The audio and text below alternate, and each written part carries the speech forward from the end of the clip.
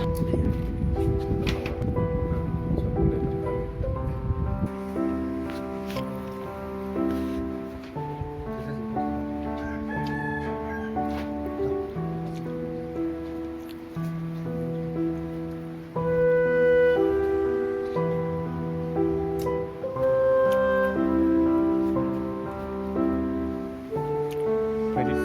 o jago kila division ngai